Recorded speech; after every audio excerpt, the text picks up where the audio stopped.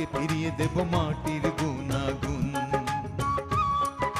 বীজ থেকে আনবো সম্ভাবনার ভ্রূণ,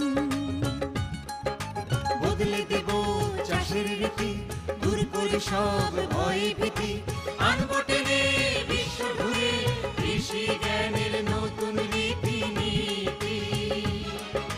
শয়নে স্বপনে ভাবনায় চিন্তায় হৃদয় জুড়ে বাংলাদেশ আর বাংলাদেশের কৃষি, কৃষি দিবানিশি